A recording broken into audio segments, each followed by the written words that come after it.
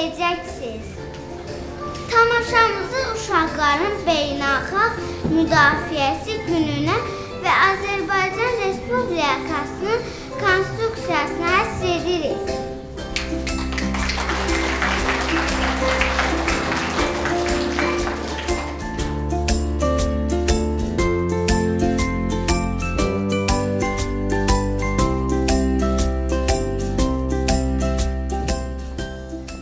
Salam uşaqlar. Keçən dərsimizin mövzusu nə idi? Müəllim, keçən dərs bizə oxuyub anlamaq üçün sərbəst mövzu seçməyi tapşırmışdın. Yadınızda? Əlbəttə yadımdadır. Nə oxumusunuz? Mən Nə gözəl, afərin. İstəyirəm bir işdə oxuyam. Nə gözəl. Olar. Ancaq niyə birlikdə oxumalıyıq? Axı mən tapşırmışdım özünüz oxuyub anlamağa çalışasınız. Mənə elə gəlir ki, bu kitəsidir və dostlarıma daha maraqlı olacaq. Melisa. Bu ki sənin adaşındır. Elə desə bilməm, mənim adımı daşıyır. Çəhrayı saçlı gəlincik Melisa. Uşaqlar, gəlin oxuyaq.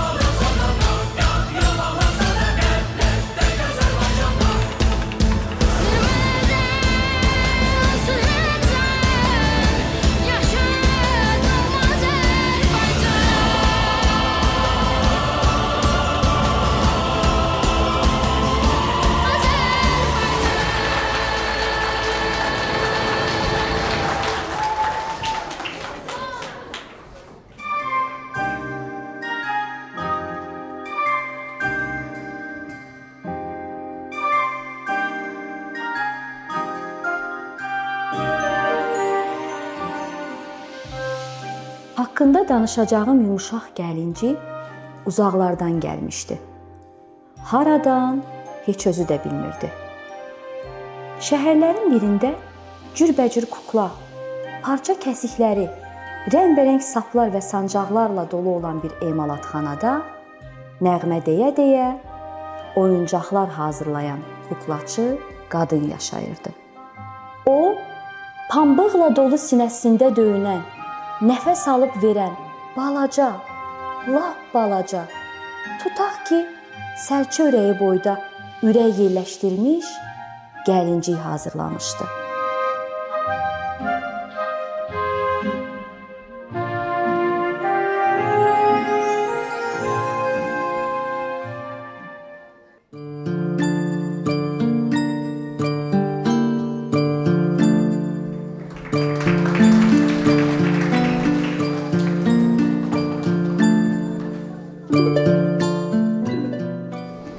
İndi səni göyçək bir qız edəcəyəm. Ayaqqabılarını da geyindirsəm, tamamlanacaqsan. Bəs adı nə olsun? Şahrayi gözəl.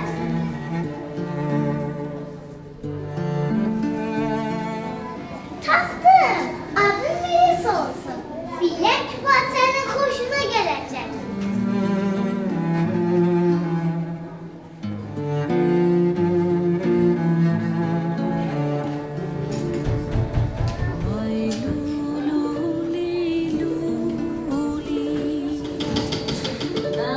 Zenya hala, eyləsən? Gəlirəm. Xoş gəlmisən.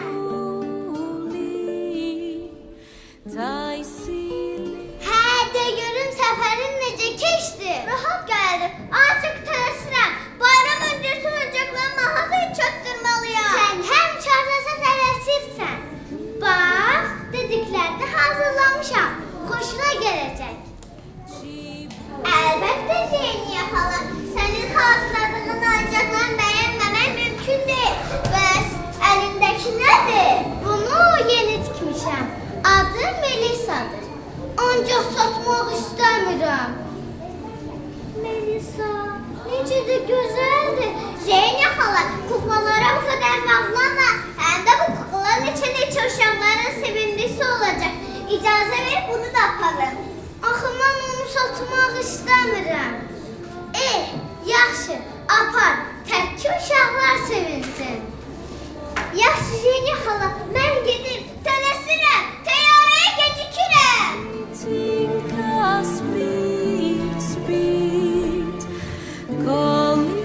Sağ ol, mənim sevimli oyuncaqlarım. Sağ ol, Melisa.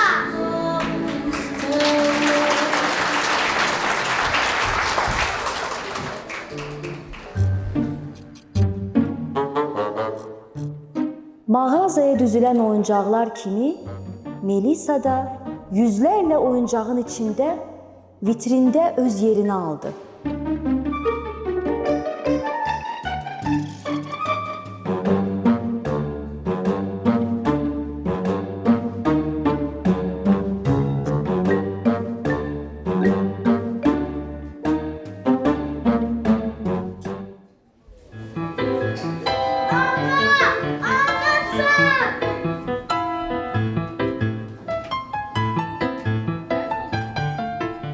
Mənə maşını aldın.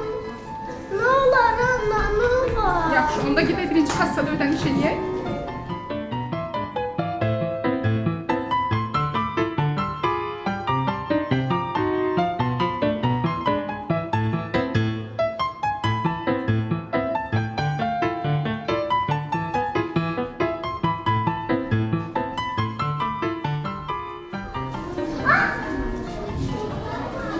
Anacan, bax gör nə gözəldir. Elədir, gözəldir qızım. Ana, xahiş edirəm, Allah bunu, Allah. Söz verirəm, ona yaxşı baxacaq. Əlbəttə, gedək alaq.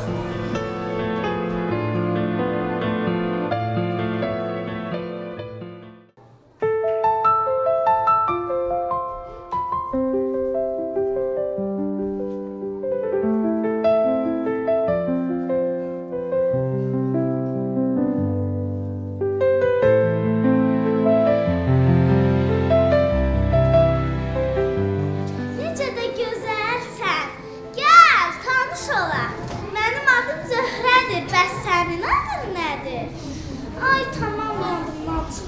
Axı gəlinciklər heç vaxt danışmır.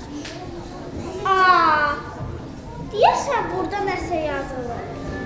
Melisa. Sənin adın Melisa imiş. Adın da özün kimi gözəldir.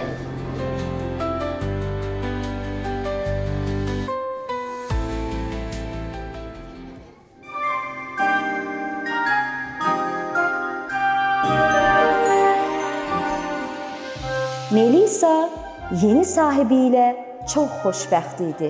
Zöhrə Melisa ilə birlikdə böyüyür, gəlinciyinin qayğısına qalırdı. Hətta dostları ilə də onu tanış etmişdi. Artıq onun yaşadığı məhəllədə Melisanı hər kəs tanıyırdı.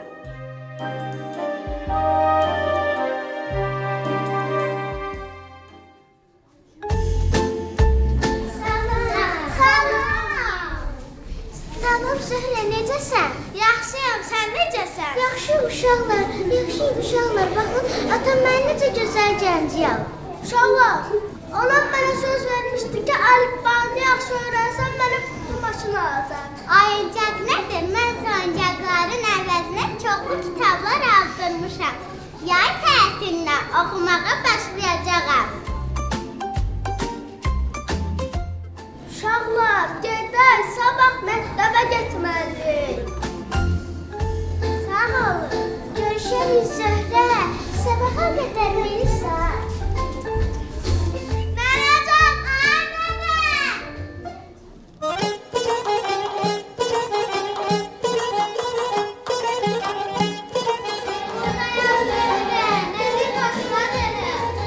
Nənəcəm, mənimlə Melisa üçün nağıl danışarsan. Əlbəttə qızım. Ancaq sabah səhər məktəbə gecikərsən. Bir gün sən ən ailədir. Həftə sonu sənə nağıl danışarım. Yaxşı, necən gedək yatmağa. Lay lay dedim yatasan, Qızıl gülə batasan, Qızıl gülün içində şirin yuxu tapan.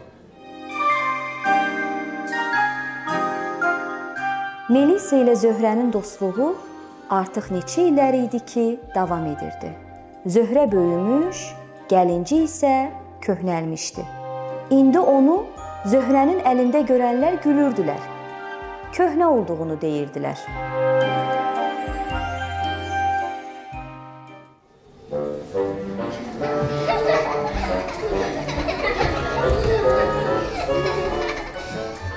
Sən yenə də bu köhnə gəlinciklə oynayırsan. Uşaqlar, baxın, ana mən yeni gənciyəm.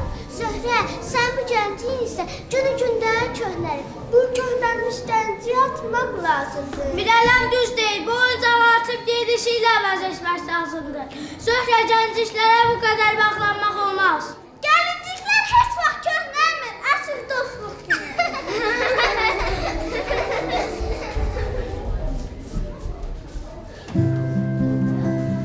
Sən onlara qulaq asma Melisa. Sən mənim ən yaxın dostumsan.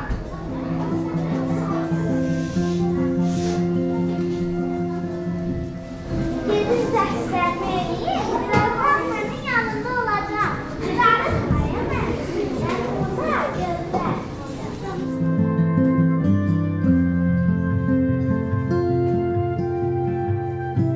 Sağ ol Melisa. Sağ ol. Görüşərik.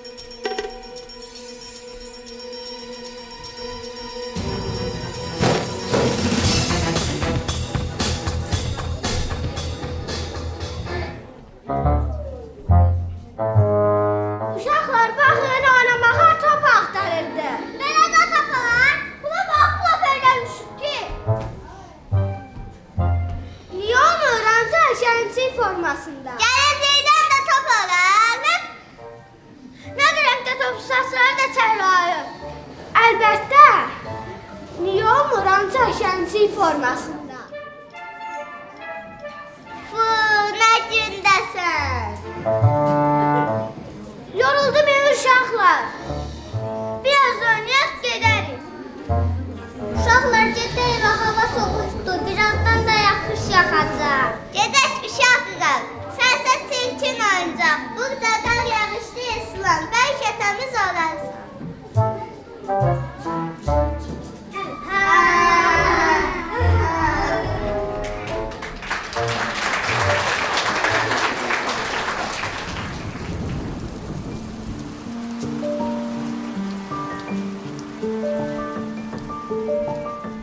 Melisa'nın həyatında çətin günlər bundan sonra başladı. Həmişə gözləri sevincdən gülən Melisa'nın gözləri yağış damlalarından ağlamağa başladı. Zöhrə isə kədərlə Melisa'nı axtarırdı.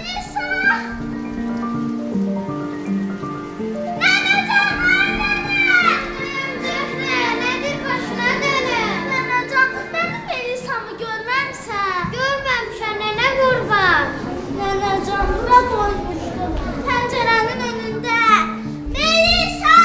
Melisa, haradasan? Qızı gəl onu axtarır. Xəbərlərə müsahibə verək. Yəqin gördün deyə tapılar. Nənəcan, Melisa'ya yenə nağıl danışacaq. Əlbəttə qızım. Onu tapaq sənə çoxlu nağıl danışacağız.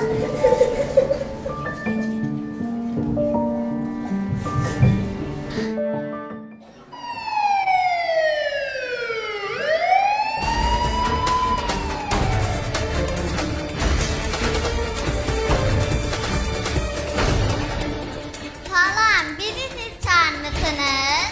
Bəli, nəvəm Zöhrənin Melisa dostu itir. Buyurun, ətraflı məlumat verə bilərsiniz? Bəli. Kim itir? Çəhrayı rəngli dostum Melisa itir. Necə? Çəhrayı qız? Bu çox qəribədir, əziz izləyicilər. Harada görmüşsünüz? Məktəbə gedərkən pəncərənin önündə. Onun adı nə idi? Adı Melisa idi. Onun adı Melisa idi, hörmətli izləyicilər. Bəs neçə yaşı var idi? Bilmirəm, ancaq uzun illərdir biz dostluq edirik. Başa düşmürəm, siz kimi axtarırsınız? Gəlinciyi Melisa'nı axtarırıq. Necə gəlincik? İtən gəlincik imiş, əziz izləyicilər. Bəli, bəli, çəhrayı saçlıymışam, gəlinciyi Melisa itir. Narahat olmayın, bu dəqiqə elan yerləşdirərik. Onda oraya axtarmalıyıq. Gelin, axtarın, axtarın.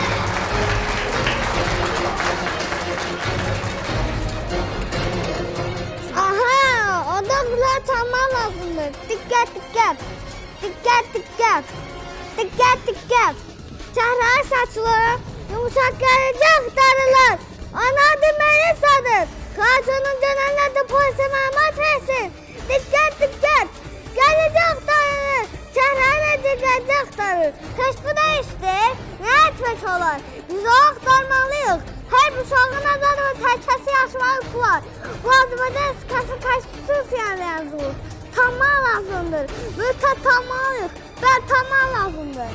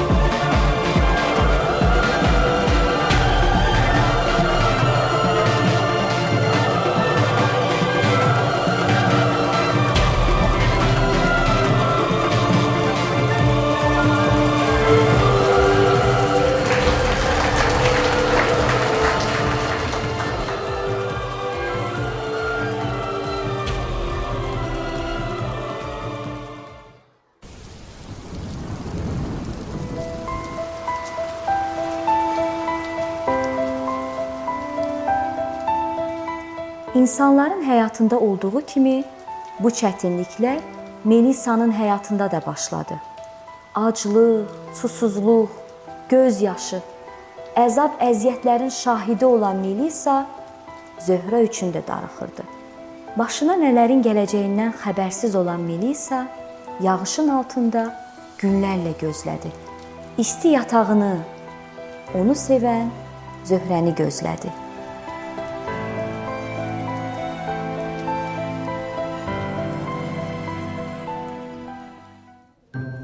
Elə edək ki, anam gələnə qədər evdə olam. Eşitmirsən? Gəl də. Xahiş edirəm. Ged evə. Bax, indi canım işdən evə gələcək. Getməliyik. Özdə havada soyuqdur. Xəstələnsən, 2 metr cəzalanacağıq.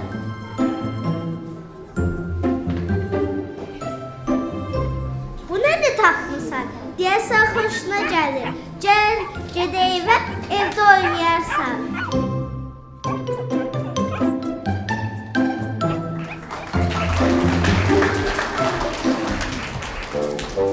Oğlum, oğlum, hardasınız? Oğlum, hardasınız? Halın gəlməsi zamanı deyil axı. Oğlum, niyə icazəsiz çıxmısan? Sən də deyiləm. Ana, bağışla, xal qurtlar götürüb buraxmırdı. Bunu deyirsən, bu çirkli və çirkin çə gəlinciyinə görədir. Görmürsən, anladın oğlum, belə olmaz. Xala mütləq kinalı vaxtarmalıyam. Tərbiyəsi yaman pozulur. Alo, eşidirsiniz? Kinoloq lazımdır. Melisa kinoloq sözünü başa düşməmişdi. Heç hal da bilmirdi kinoloq kimə deyirlər. Melisa hamıdan küstü. O çirkli və çirkin gəlinciyi olmaq istəmirdi. Küçə gəlinciyi isə heç olmaq istəmirdi.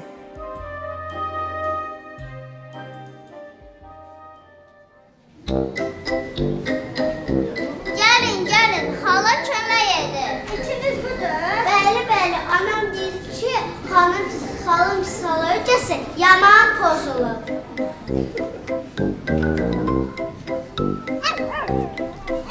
Bilirsiniz necədir? İtin psixologiyasında ciddi dəyişiklik yaranır. Yaranıb, əlbəttə yaranır. Bu çirkli və çirkin çə gəlinciyinə görədir.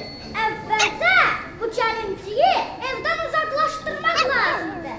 Axı onu xalın əlindən almaq mümkün deyil. Mümkündür, alarım.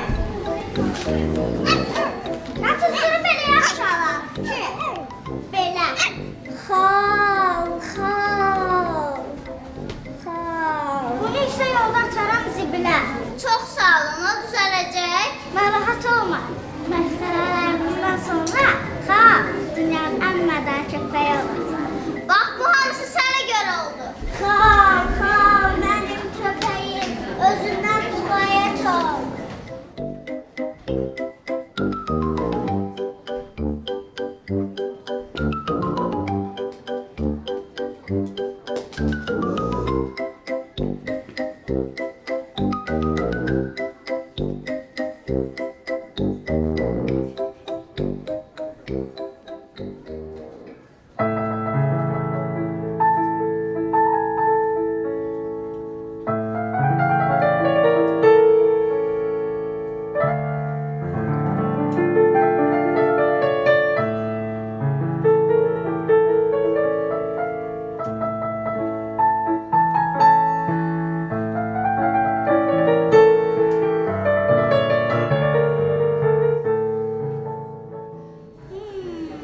Saçlarına bax.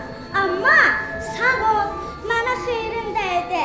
Sən olmasan, belə varlı ailədə köpək tərintisi ola bilməzdi. Amma buna baxmayaraq, səni zibil eşinə atacağım. Çünki daha mənə lazım deyilsən. Elə səni də.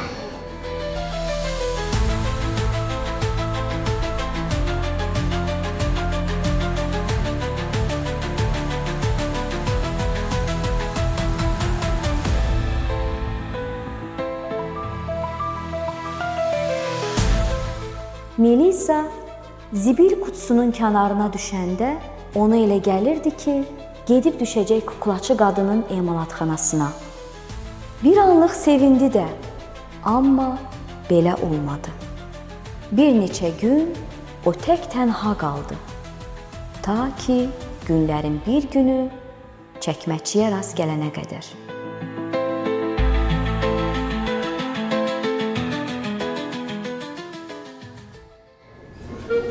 Kim atdı səni bura gözəlcə? Amma bu çəkməci babana lazım olarsan, yumuşaqsan, sənə iynələrimi sancaram.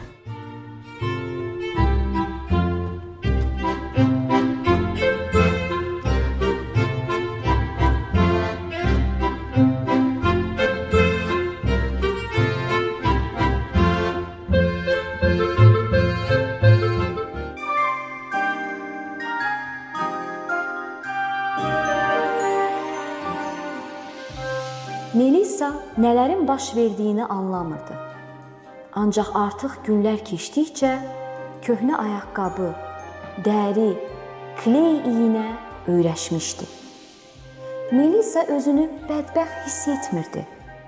Xalın yaşadığı malikanə hara, uçuq sökük çəkməçi köşkü hara. Melisa anlamağa başlamışdı ki, xoşbəxtlik üçün yaşadığın yer deyil, əhatəndəki insanlar böyük rol oynayır.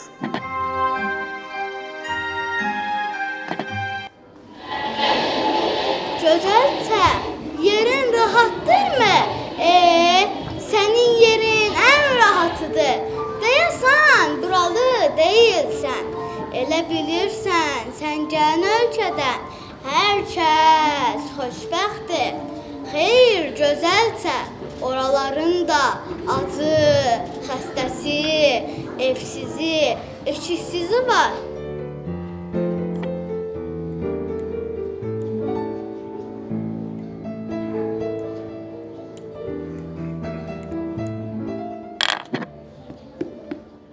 Bu nədir gözəlcə deyirəm?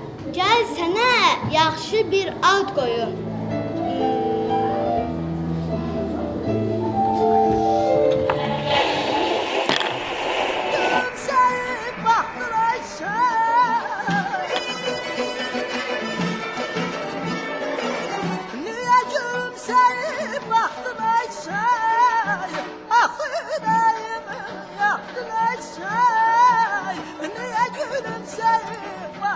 Tapdım.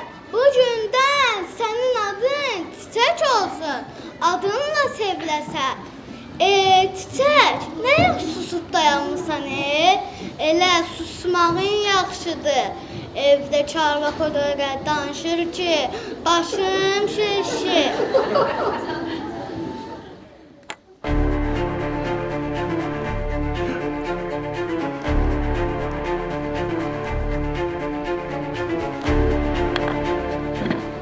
Melisa təzə adını sevməyə başlamışdı.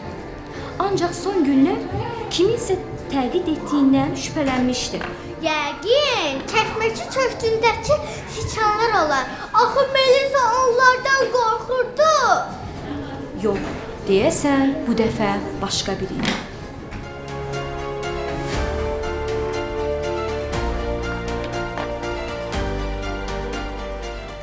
Ey balaca, yenə də gələrsən babanın yanına.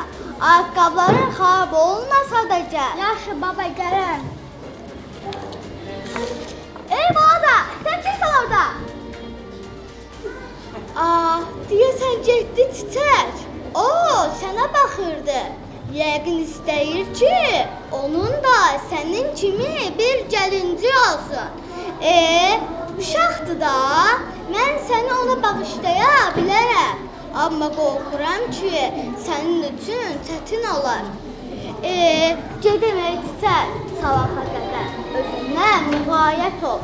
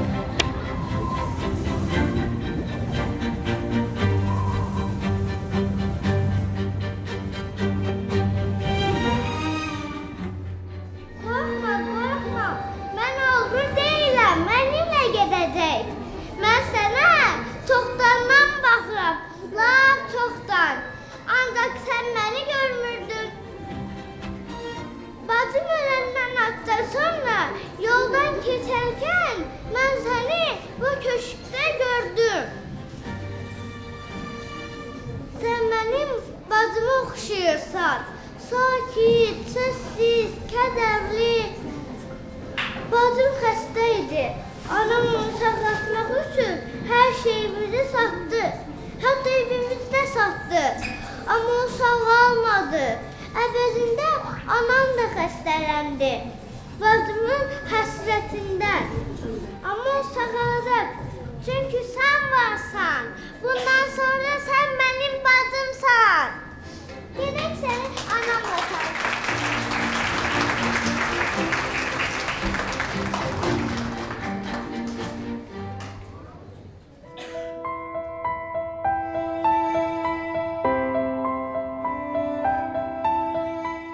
Melisa'nın heç vaxt anası olmamışdı. O kiminsə bacısı da olmamışdı. Mika isə son ümidini Melisa'ya bağlamışdı. O, gəlinciyin anasını sağaldacağına ümid edirdi.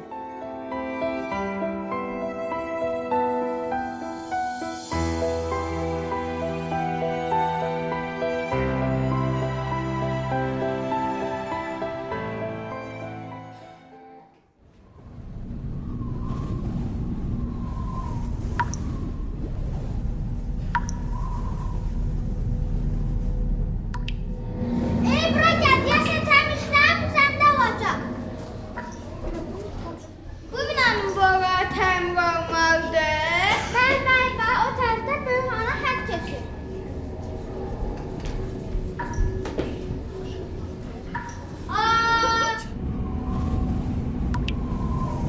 Bu da şaş fakir. Yaşayın.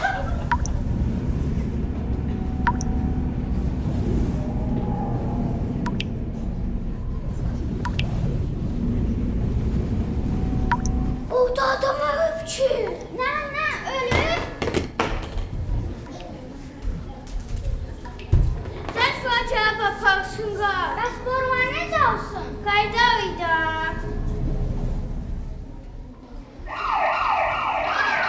Kimsəsizdir. Kimsəsizdir qadın. Kimsəsizdir.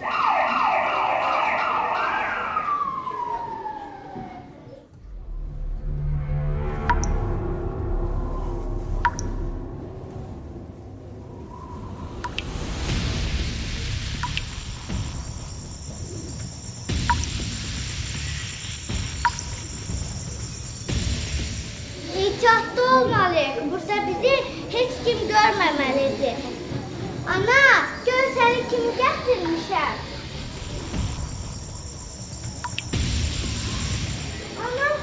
Anam burada yatmışdı. Bax burada, indi yoxdur. Bəs anam olmasa mən tək qalacağam. Ana.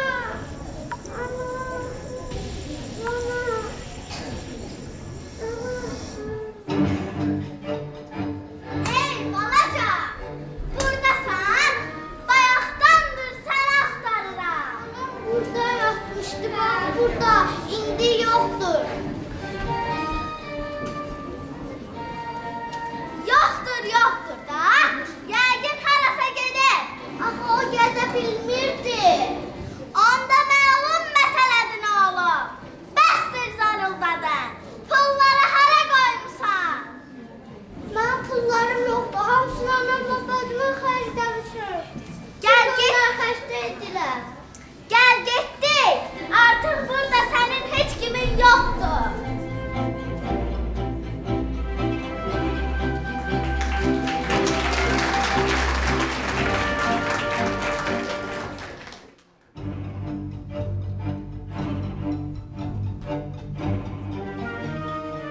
Melisa indi başa düşürdü ki, Mika onu zirzəmiyə aparanda ehtiyatlı olmalıyıq kəlməsini işlətmişdi. Deməli, o Qozbeldən qorxurdu. Onu da kimsəsiz uşaqların yanına aparacağından qorxurdu.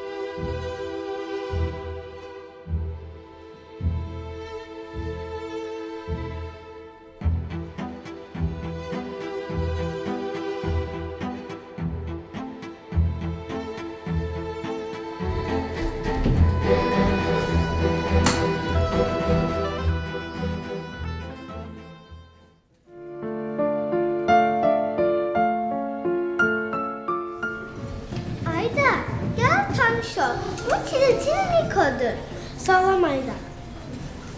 Bu qaracadlı oğlanın ise Niko'nun qardaşı Kamranlara Kamro deyirik.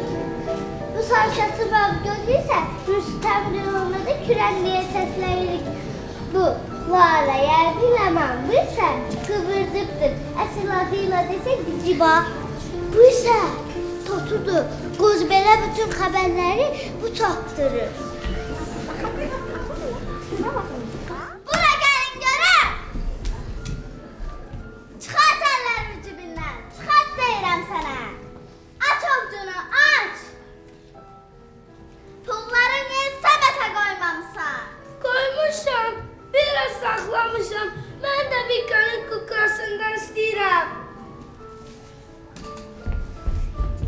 Kıvırcık, de görüm günün yarısını harda olmuşsan? Sınıf avtobusda. Harda? Avtobusda. Orada ne yedirdin? Orada benim için var. Ayağı olmayan halkalı köpek. Ben onu yoldan tapmışam. Ne? Seni ben saklayıram. Sen de halkalı köpeği. İndi ayaklarını kıracağım. Göreceğim kim kimi saklayır.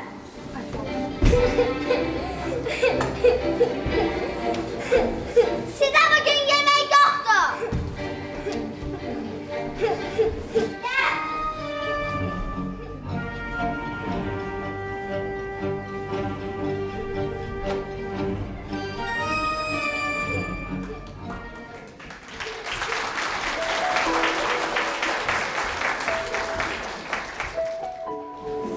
Kıvırcık, gel kavriye. Ha, özü de çok. Şimdi gör, sana ne veririm? Çok sağ ol. Mika senden bir xahişim var. Halkal köpeği kimsesiz bırakma. Yaxşı, sen dincəl. Uşaqlar geçip pul qazansın. Ben de gidip halkal köpeği tapım.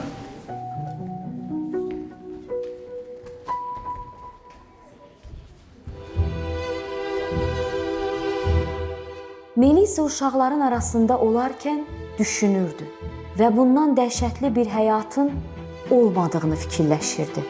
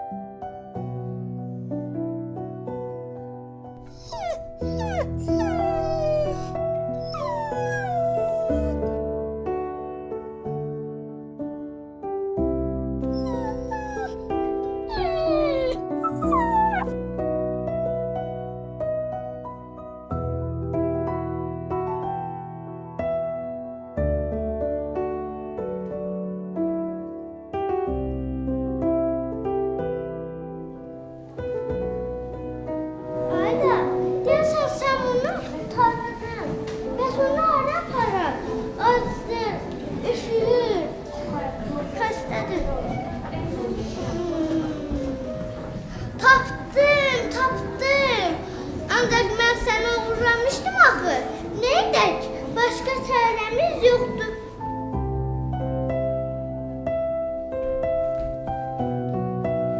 Ay baba, bir qapını dönərlər. Bağışlayın. Bağışlamağa heç nəyim yoxdur. Ver ayaqqabına baxın.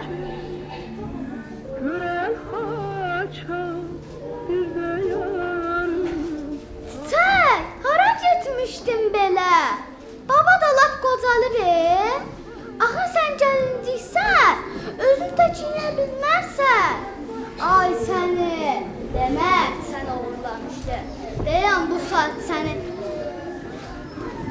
Buna nə olub belə?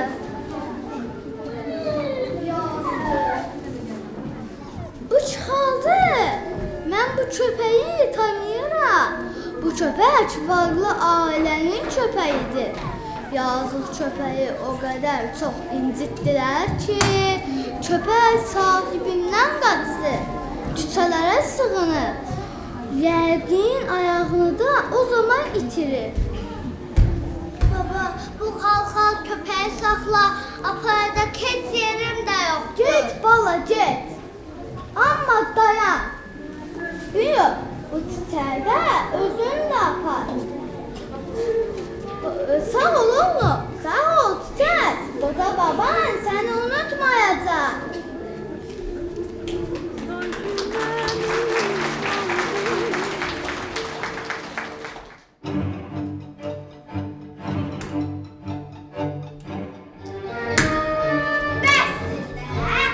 Ayağın ağrıyır, cəhənnəmə ağrıyır. Vaxtında itə sahib çıxmazdı. İndi isə çək cəzanı. Nənə, oy nənə, polisləri ilə kavay apardı. Polis apardı, tez ol, bunları yığ. Yığ.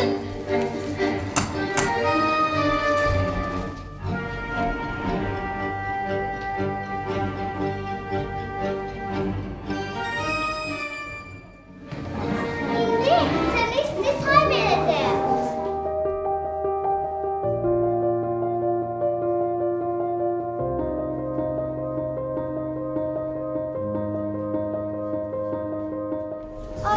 Uşaqlar sizi polis aparmamışdı.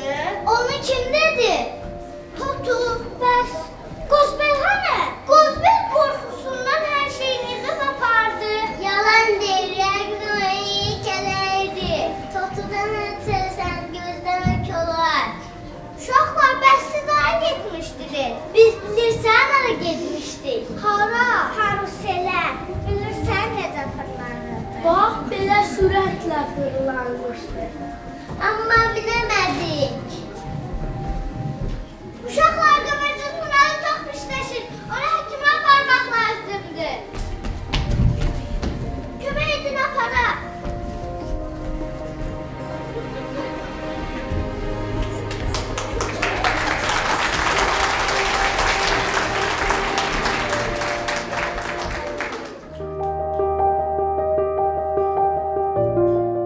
Bəs insanlar necə öz körpələrini küçələrə ata bilir?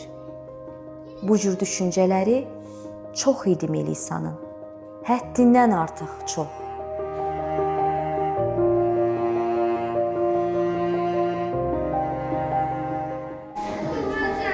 Yazıq qıvırcıq.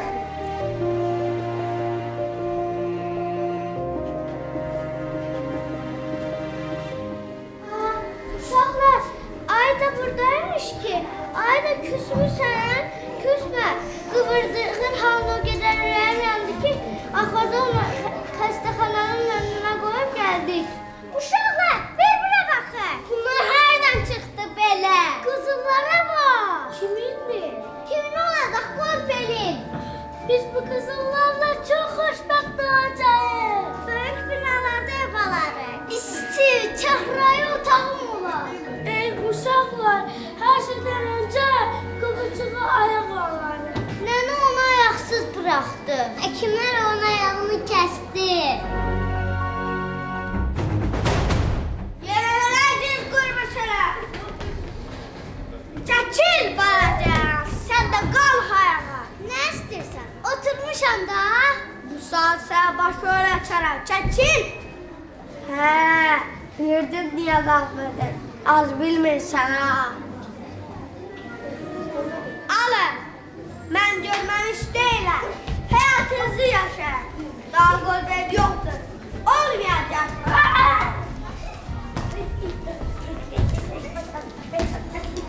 Sənə 2 dənə qızıl verəcəm. Çünki sən insan deyilsən.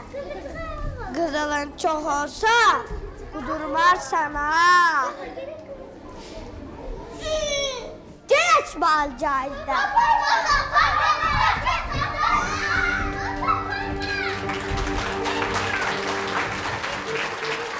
Seni uşağı, sen bizden uzak düştün artık.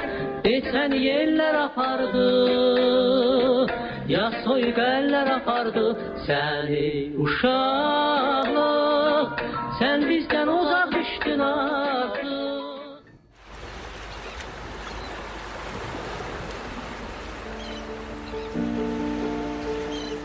Fu, toz ilərsən. Səndən bir yaxşı döşətçi olar. Xoşbəxtlik budursa, mən xoşbəxtəm, xoşbəxt. Qozbeldə cəhənnəmə getdi. Nəyə bağırsan? Elə bilirdin Qozbeli çox istirdim. Yox, mən Qozbelin pul yığmanı gözlədim. İndi mən ona yığdım pullarla. Milyoncuyam, milyonçu!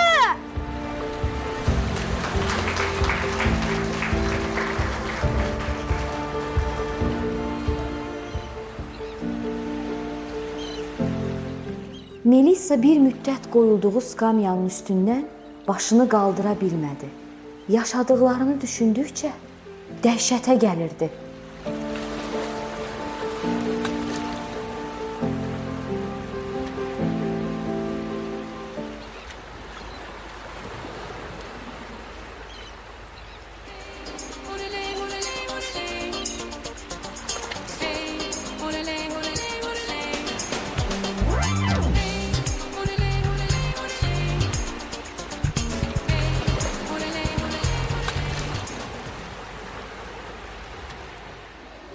Seni burada unutublar. Ne olar? Doyunca hava al. Ama onu bil ki insanlar etibarsızdır.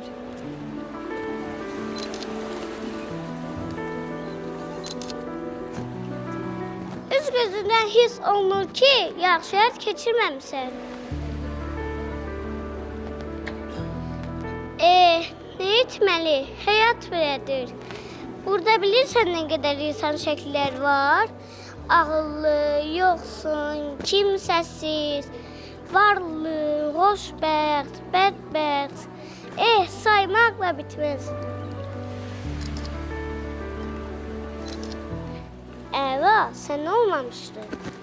Unudulmuş gəlincik, sərgidə və yazacağım. Mənim sənə yaxşılığım ola bilərdi. Sağ ol, balaca.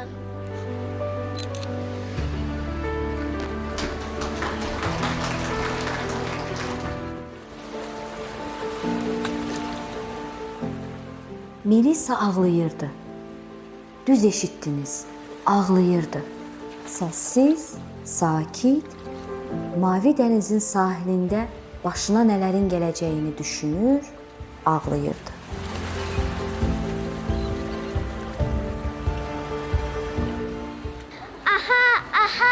Oldu.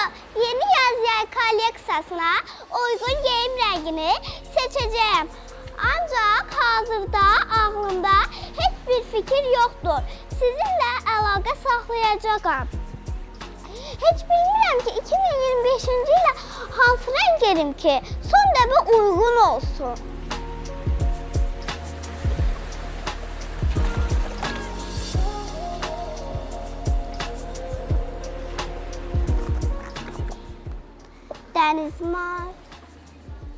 Dəniz mavisi, bəlkə təbiət yaşlı, yenə də düşünmək lazımdır.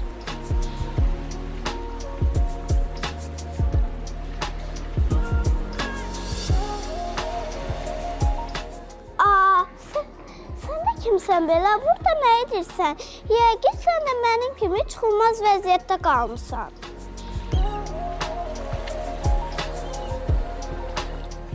Maraqlı təzim var balaca. Saçların rəngi isə daha da maraqlıdır. Dayan, bir dəqiqə, sən burada əyləş.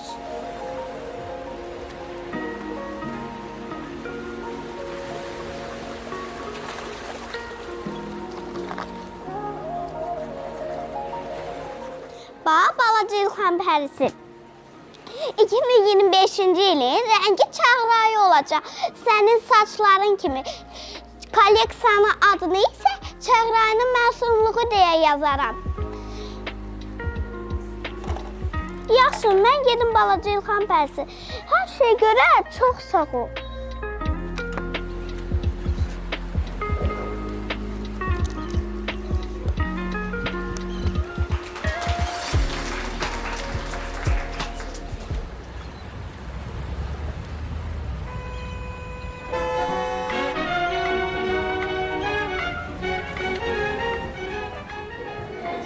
Vay,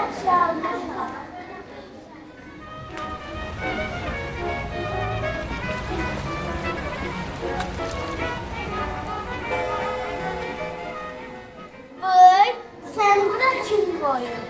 Ay seni, yəqin uşaqların yadına salırsan.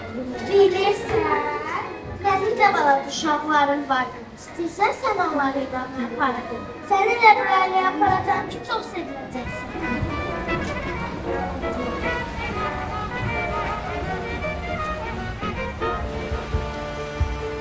Melisa qadının dediyi kimi bu ailədə xoşbəxt olacaqdı. Necə? O özü də bilmirdi. Aman gəldi, aman gəldi. Səlam qızım, necəsən? Qızım, bəs bacılar, qardaşı nərdədir? Yatırdılar ana, oyanıb gələrlər.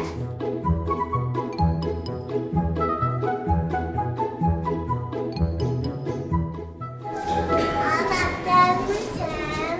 Can, sizi oyatdım. Mən yatmamışım, ana yatmışdım. Bilik yatsa tez büyüyəcək. Bəsdir, dərsərin. Mənə sataşma. Ana, mənə nə olmasa? Tamam, unutmuşdum. Qonağımız var axı.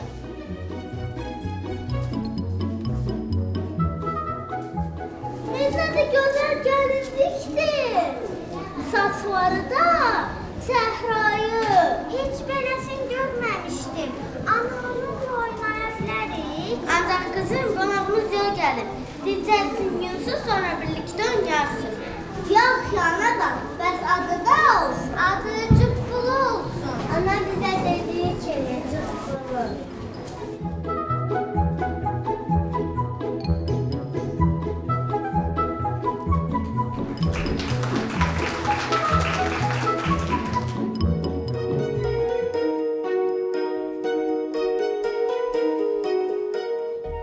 Melisa uzun zamandan sonra təmiz olmuşdu.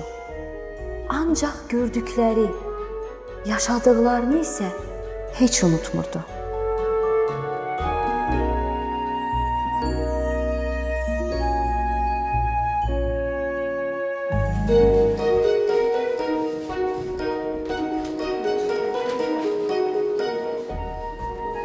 Deyəsən mənim yeni gəldiyim təmizdir.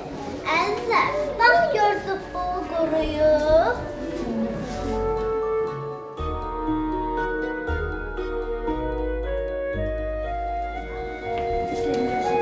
Olsun, sizin gəldiyiniz varsa məndə maşınım var. Deyəsən maşın sürə bilirsən. Olsun, anana istəyirsən fərqlənirəm. Ana, əzdən adıya bir söz istəyir. Uşaqlar, buradasınız? Hə, anacan. Nənəniz evdədir. Mən atanızla xəstəxanaya gedib gəlirəm. Ana, atam sağ olacaq. Əlbəttə sağ olacaq. Siz fikir etməyin. Əməliyyat olsa sağalacaq inşallah. Hər şey yaxşı olacaq. Bilirsən, atam xəstələnir. Həkim deyir ki, ürəyinə əməliyyat etmək var. Qorxmadım olur. Atam sağ olacaq. Gəl səni də müalicə edək.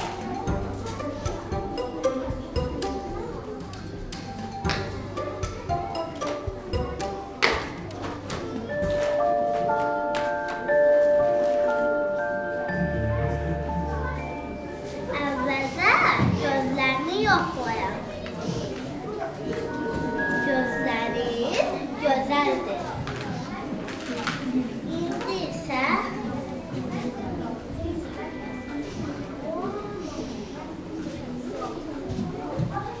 nəfəs al, nəfəs ver. Nəfəs al, nəfəs ver. Dayan, deyəsən soyuqlanırsan.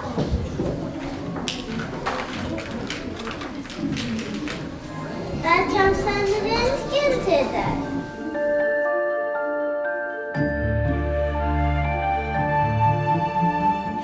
Dayan, mən nəsə görürəm.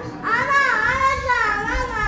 Nə olub qızım? Zıbbonun qarnında nəsə var, onu incidir. Gəl onu çıxardaq. Yəqin ki, qəpiklərdir. Ana, nə olar, axı onu incidir.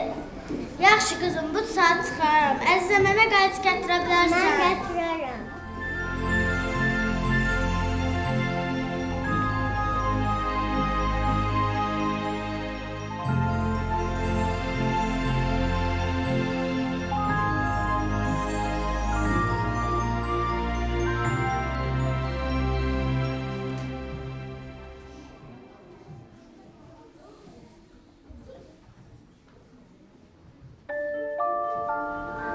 Uşaqlar, bunlar kirəsib qızıldı.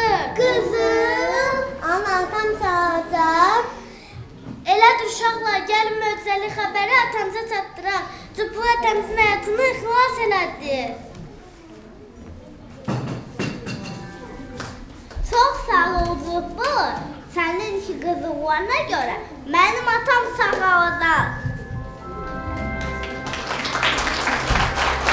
Burada gözlər.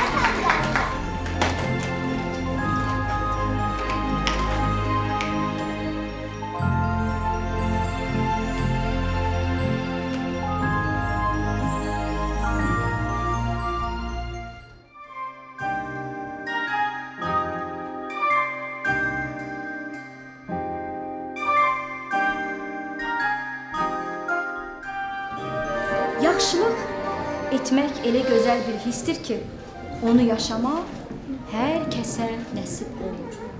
Mən bir daha əmin oldum ki, yaxşılıq canlı, cansız olmağından asılı olmayaraq hər kəs yaxşılıq edə bilər. Təbinə mənə, Melisa hər kəsin həyatında yaxşılıq edən gəlinci quru olaraq qalacaq. Düzdür qızım, düzdür.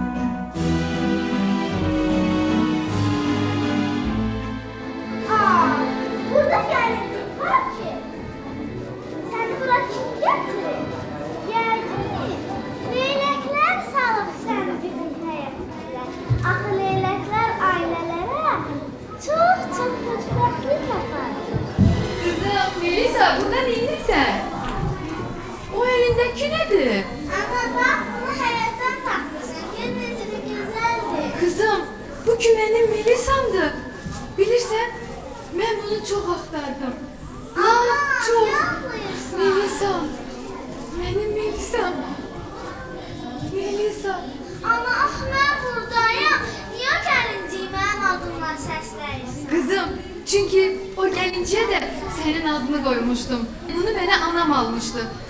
Ama ben onu uşaq vaxtı itirdim. Sonra çok axtardım ama tapa bilmedim. Hayatta çok tesadüfler olur anacan. Düzdür kızım.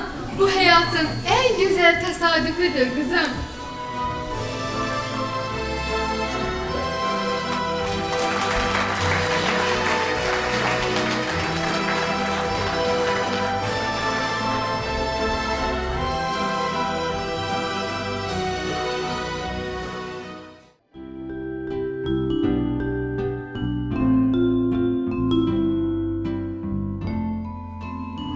Müxtəlif şəraitdə yaşayan yaşıdlarınızın, sizin kimi oğlan və qızların həyatından bəhs edən bu əsərdə göstərmək istədik ki, yer kürrəsi adlanan planetdə həyat hamı üçün çəhrayı deyil.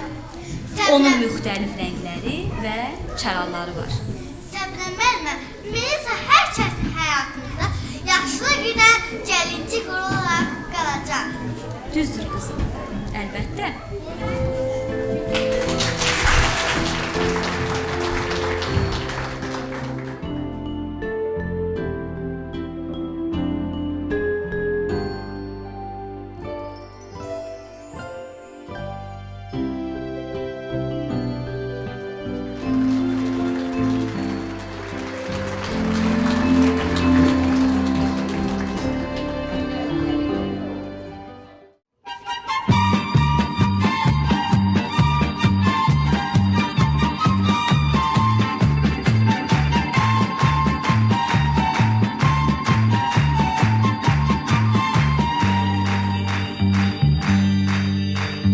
Şu dünyadaki en mutlu kişi mutluluk verendir. Şu dünyadaki sevilen kişi sevmeyi bilendir.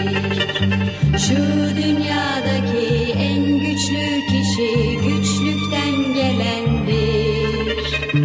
Şu dünyadaki en bilgin kişi kendini bilendir.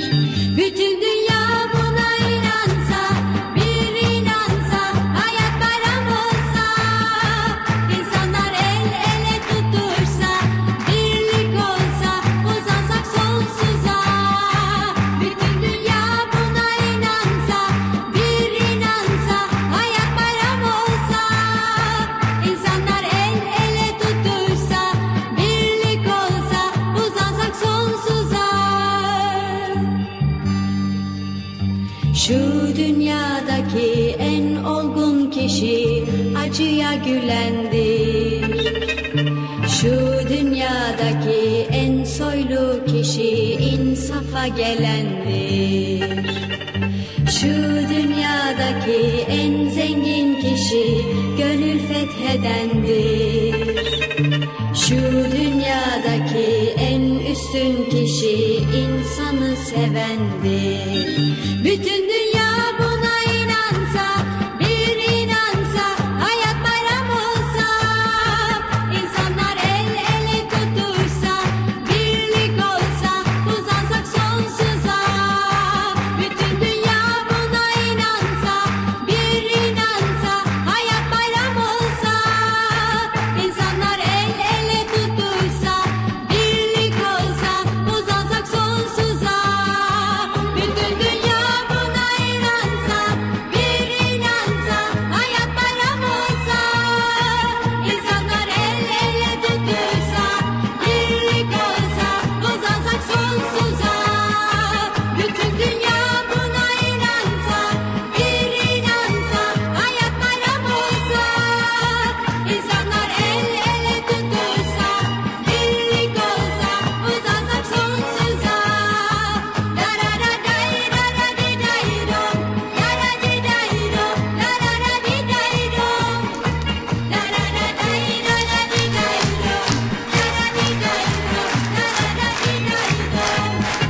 La la la day, la la di day rom, la la di day rom, la la la di day rom. La la la day, la la di day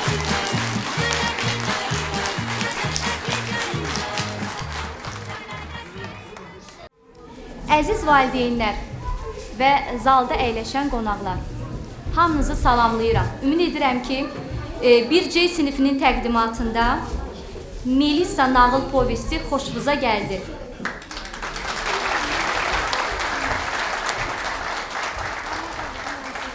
Onu da qeyd edim ki, Melisa nağıl povesti bir çox dünyanın bir çox dillərində tərcümə olunubdur. Bu bizim tədbirimizin ərsəyə gəlməsində mən təşəkkür bildirmək istəyirəm. Tamaşamızın hazırlanmasında quruluş verib, səhnələşdirib Kəmalə Mirzəzadəyə. Kəmalə xanım, gəlin. uşaqların musiqi müəlliməsi Xuraman xanım Təhməzovaya, xoreoqraflarımız Zülfiyə xanım və İlham müəllim İbrahimovlara, təşkilatı dəstək üçün 1C sinifinin valideynlərinə və xüsusən də valideyn komitəmiz Könül xanıma təşəkkürümüzü bildiririk. Ən əsası əsərin müəllifi, uşaq yazıçısı Sevinç Nuru qızına təşəkkürümüzü bildiririk. Çox sağ olun. Sonda sözü 6 saylı məktəbin direktoru Gülşən xanım Orucovaya veririk. Mən düşünürəm ki, əsas sözü müəllif desəydi daha yaxşı olardı. Amma mənim də bu körpələrə deyəcəyim. Əvvəla mən bugün müəllimlərlə bərabər valideynləri təbrik etmək istəyirəm. Çünki düşünürəm ki, hər birimiz valideyn olaraq öz evladlarınızı tamamilə başqa bir tərəfdən görürsünüz. Çünki məktəb təkcə elmdə savad öyrədir. Məktəb insan yetişdirir, şəxsiyyət yetişdirir. Gələcəyin Azərbaycan vətəndaşını yetişdirir. Və mən bugün bu dillərin həqiqətində çıxışından valib oldum. Sevinç xanım, yəqin ki, təsdiq edərsə sizin məsələləriniz aksiyonların ifasında düşünürəm ki, bundan zəif olmuyor. Ona görə də mən bugün hər tərəfli dəstəkləyən valideynlərin alqışlarını da eşitmək istəyirəm.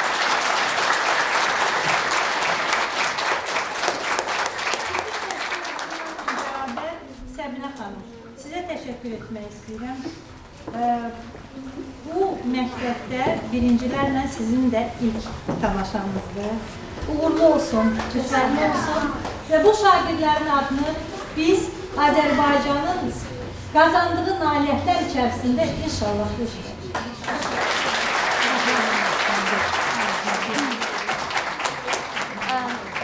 Sözü uşaq yazıçısı Melisa tamaşasının yazarı Sevinç xanım Nuru qızıya veririk. Hamınızı salamlayıram. Çox sağ olsun uşaqlar. Çox gözəl tamaşaydı. Mən məmnun oldum. Öz yazdığım əsəri bir daha sevdim və uşaqların rolunu çox sevdim. Əsər çətin əsərdir. Onların ifası üçün hətta çox çətin əsərdir. Amma yəqin ki, burada rejissor ustalığı, musiqi tərtibatı, rəqslər, müəllimin o zəhməti çox böyük rol oynayıb. Uşaqlar, təşəkkür edirəm hamınıza. Çox gözəl oynadınız. Sizi təbrik edirəm dünənki bayram münasibəti ilə. Əmin edirəm ki, siz həmişə və hər zaman biz böyüklər tərəfindən müdafiə olunursunuz. Buna heç şübhəniz olmasın. Sadəcə dünənki bayram təqvimdə qeyd olunub və biz onu bayram edirik. Melisa bilirsiniz məşhur əsərdir. Melisa 6 dilə tərcümə olunub. Melisa Abdullah Şaiq adına kukla teatrının repertuarındadır və Melisa sizin kimi uşaqlar tərəfindən sevildiyi üçün çox xoşbəxtdir. Öpürəm hamınızı uşaqlar. Təşəkkür edirəm əziyyəti olanlara, təşəkkür edirəm bu gözəl balaları böyüdən valideynlərə, məktəbin rəhbərliyinə ki, uşaqlar üçün bu təntənəni düzənləyiblər. Sağ olun və səhnənizdə belə tamaşaları görmək üçün həmişə varam. Sağ olun.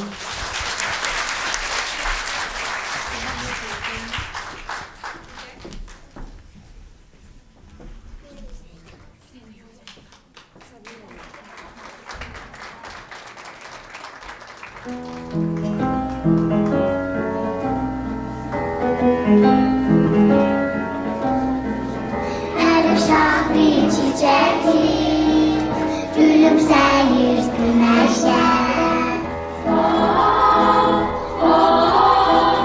Hər ana körpəsilə xoşbəxt olur həmişə. Dostum gülüşlərilə, qoy yaxınlar uzaq.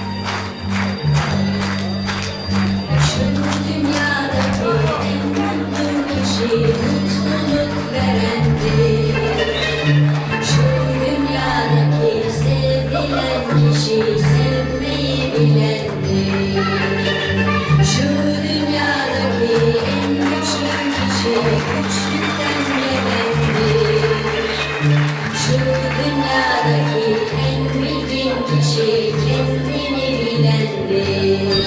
Bütün